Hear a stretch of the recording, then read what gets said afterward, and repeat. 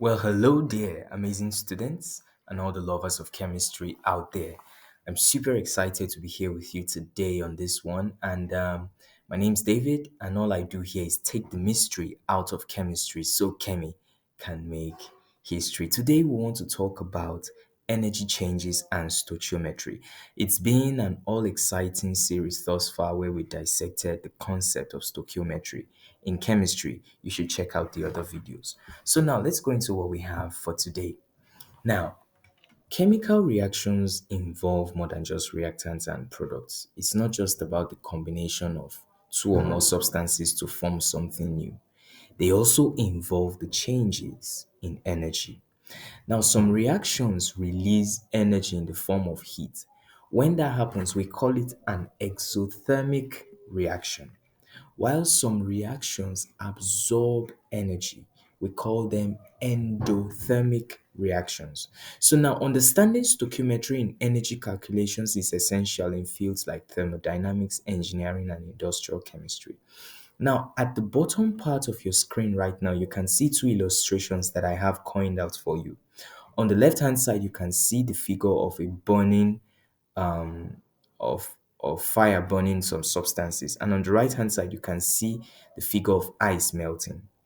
In one case, one chemical reaction is releasing energy as heat into the environment. In the other case, another chemical reaction is absorbing heat. In the case of fire burning, you see fire releases heat into the environment, so we call it exothermic. And in the other case, you see ice absorbing heat from the environment, thereby making it to melt. We call it endothermic. So now that brings us to the concept of thermochemical equations in stoichiometry. Now, what's a thermochemical equation? A thermochemical equation is simply a balanced chemical equation that shows the enthalpy change of the reaction. All right. Now you can see two examples that I have shown to you here on the screen right now. The first at the top and the second one at the lower bottom.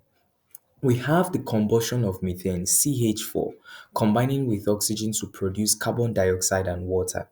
And you can see after the reaction was balanced or the equation was balanced, there was something that was added. You can see delta H equal to negative 890 kJ. That kJ stands for kilojoules, and that delta H is simply talking about the change in enthalpy. Now, in chemistry, we denote or we show enthalpy using the letter H, and we're going to come to that shortly. So, a thermochemical equation is a balanced chemical equation that includes or that involves the enthalpy change of the reaction. So when we say thermochemical equation, we're not just talking about an equation that is balanced. It also shows you the enthalpy change of the entire reaction. Now let's talk about enthalpy and what it is. Enthalpy, and you can see there is a bracket that encloses the letter H. That is the symbol for representing enthalpy in chemistry. Enthalpy is the total heat content of a system at constant pressure. You can think of it as the stored energy in a substance due to its bonds and interactions. Now, we cannot measure absolute enthalpy, so what we can do is to focus on enthalpy change. Let's go into enthalpy change and see what it entails. What is enthalpy change? Enthalpy change is the difference in enthalpy between the reactants and products during a chemical reaction. Now, before a chemical reaction occurs or takes place, there is a particular level of enthalpy or heat that is contained in the system. After the reaction has taken place, there is also a particular amount of heat or a new amount of heat that is present in the system. You do not expect the same amount of heat that was at the beginning of the reaction to be the same at the end of the reaction. The enthalpy must change. So, what is that enthalpy change? It is given by the enthalpy of products minus the enthalpy of reactants. Now, here is how it works. If the enthalpy change is negative, it means that it releases heat. That is an exothermic reaction, or the reaction will be hot. A very good example is the reaction that I showed you previously, the burning of fire. You know, it releases heat into the environment. If the enthalpy change is positive, that means the reaction absorbs heat. That means it is an endothermic reaction. I hope that's clear. Now, here are some good examples for of exothermic reactions. Exothermic reactions releases heat, and a very good example is the combustion of methane, and that's the equation shown on the screen right here. Delta H, or DH as we call it more commonly in science, is negative, and you can see it is denoted in a bracket, all right? Negative 890 kilojoules. This means that heat is released into the surroundings. Fire, explosions, and condensations are some examples of exothermic processes. During festive periods like Christmas, when we use fireworks, knockouts, and the rest, they release heat into the atmosphere. So they are exothermic processes or exothermic reactions. Endothermic reactions, on the other hand, they absorb heat. For example, you can see on the top right corner of the screen, you can see the illustration of an iceberg melting under the heat of the sun. That iceberg is absorbing heat from the sun, which is making it to melt. It absorbs heat, that is why it melts. And another example is shown on the left side of the screen, the decomposition of calcium carbonate. Delta H in this case is positive, which means that heat is absorbed from the surroundings. The melting of ice and photosynthesis are all examples of endothermic processes. Why is enthalpy important? First, it helps us to predict whether a reaction absorbs or releases heat. It is used in energy calculations, in thermodynamics, engineering, and chemistry. It is also essential for understanding chemical processes, fuel efficiency, and heat management. Now, let's talk about some examples. Enough talk already. Let's get into some action. The combustion of methane. You can see the equation written on the top of your screen. CH4 plus 2O2 giving us CO2 plus 2H2O. Now, this is a thermochemical equation because it shows us the enthalpy change. Delta H equal to minus 1, 890 kilojoules. This tells us, what does this tell us? It tells us that 1 mole of methane CH4 releases, remember, if delta H is negative, it means the reaction releases heat. It is an exothermic reaction. So it tells us that 1 mole of methane releases 890 kilojoules of energy. That negative there means that the reaction is exothermic and it releases heat. I hope you're following thus far. If you're enjoying this lesson, please, I implore you to subscribe to my YouTube channel. On this place, what we do is take the mystery out of chemistry so chemi can make history. Ahead. Now, let's see how we can use stoichiometry in thermochemical equations. Now, since enthalpy is related to the number of moles of reactants, we can use stoichiometry ratios to calculate energy changes for different amounts of substances. Here is an example of what I'm talking about. We have been given a thermochemical equation of the combustion of methane. The question now is how much energy is released when 5 moles of methane are burned? The first step is to identify the ratio from the equation. So from the thermochemical equation, we can see that 1 mole of methane releases 890 kilojoules of energy. This means that burning 1 mole of methane releases 890 kilojoules of energy. So what is the next step? The next step is to multiply by the given moles. Watch this. The question we were asked is how much energy is released when 5 moles of methane is burned. We know the amount of energy that is released when 1 mole of methane is burned, which is 890 kilojoules. Therefore, to find the amount of energy that will be released when 5 moles of methane is burned, we simply multiply 890 by 5 because we're talking about 5 moles here. That gives us 4,450 kilojoules of energy released. So therefore, burning 5 moles of methane releases 4,450 kilojoules of energy. I hope this explanation is clear thus far. That brings us to the concept of calculating heat energy in chemical reactions. which is enthalpy. Now, you need to note the following to understand enthalpy or enthalpy change. Enthalpy is the total heat content of a system. Delta H is the change in enthalpy between reactants and products. If enthalpy change is greater than zero, that means it is an endothermic reaction. It absorbs heat. If delta H is less than zero, that means it is an exothermic reaction, which means it releases heat. Now, here is a formula for heat energy calculation. The heat energy that is absorbed or released during a chemical reaction can be calculated using this formula. Q is equal to M multiplied by C multiplied by delta T. Now, here are the meanings of the individual variables. Q there stands for heat energy, and it can be measured in joules or kilojoules. N there stands for the mass of the substance in grams. C there stands for the specific heat capacity, and then delta T stands for the change in temperature. Let's see if we can deal with a question or two with an example. Now, here is a question that is asked of us.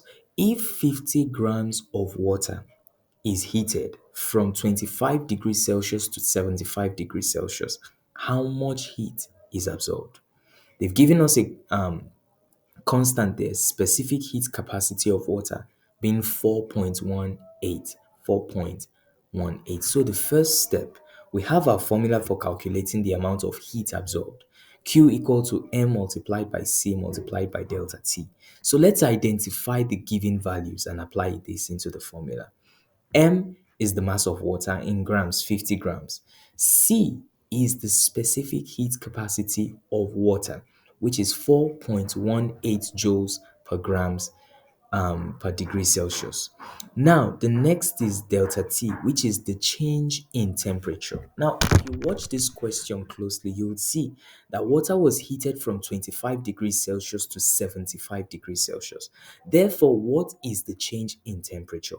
We get the change in temperature by simply saying 75 minus 25, which gives us 50 degrees Celsius. That is the temperature change. I hope you're following and I hope it is clear. What is the next thing to do? We apply our variables into the formula. What are our variables? Q is equal to M multiplied by C multiplied by delta T.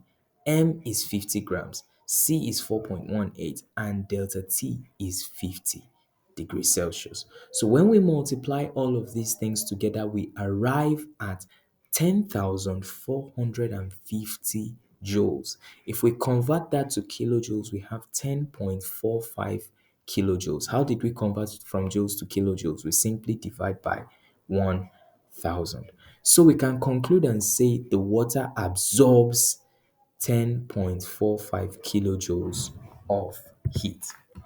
So now let's talk a bit about stoichiometry in combustion reactions. What is combustion?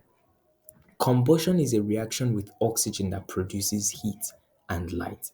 It is commonly used in energy production. Here is an example: the complete combustion of ethanol. Ethanol is an alcohol that is commonly used in our homes, in pharmacies, and in industries. Its formula is given by C2H5 and OH. Now, here is a thermochemical equation that depicts the complete combustion of ethanol.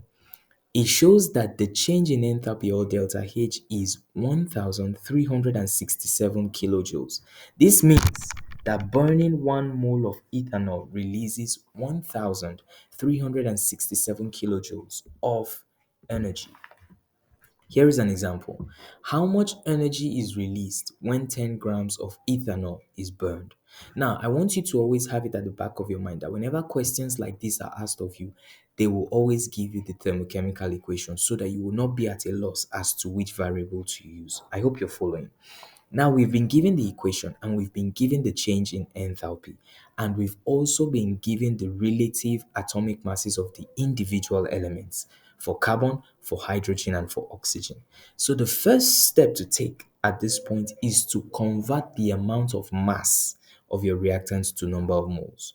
Now, remember, the number of moles is given by dividing the mass by the molar mass. Now, Do we have the number of moles? That's what we're looking for. Do we have the mass of ethanol? Yes, they told us 10 grams. Do we have the molar mass of ethanol? No, but we can go ahead to find it by using the molecular formula C2H5OH. C2 stands for 2 multiplied by 12.01 plus H5, which is 6 multiplied by 1.008. Now, some of you might be asking, why did I multiply 6? Or why did I multiply 1.008 by 6? If you look at the molecular formula of ethanol very well, you will see that number of atoms of hydrogen there are 6, H5, and then after that O, there is an H attached to the O, C2H5OH. So we have 6 atoms of hydrogen. That's why we multiplied 1.008 times 6. And then plus 1 atom of oxygen multiplied by 16. All of that goes to give us the mass of 46.07 grams per mole for ethanol. So ethanol has the molecular mass of 46.07 grams per mole. Now we can convert that into number of moles. So number of moles is given by mass over molar mass. The mass is 10 grams. So when we divide that by the molar mass, which is 46.07, we have 0.217 moles. So now we can use the enthalpy ratio. Remember from the equation, 1 mole of ethanol gives off 1,367 kilojoules of heat.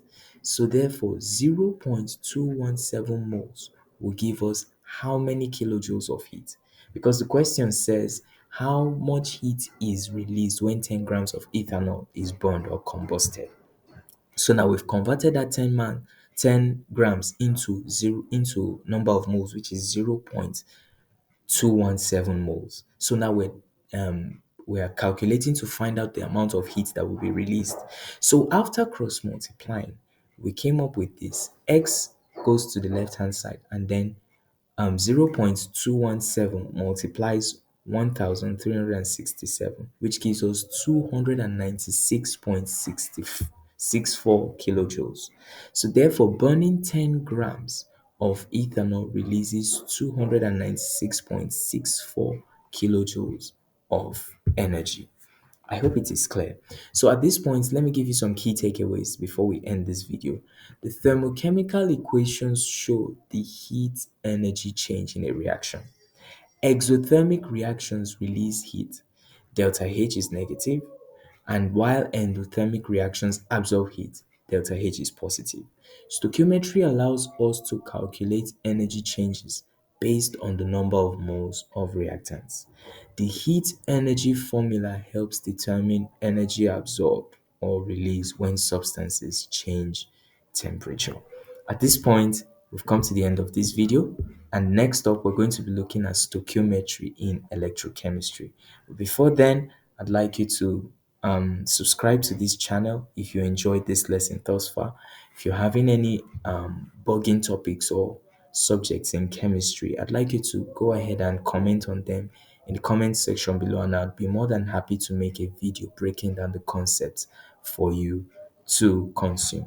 Thank you for staying thus far, and until next time, I'm David, and I'll see you in the next video.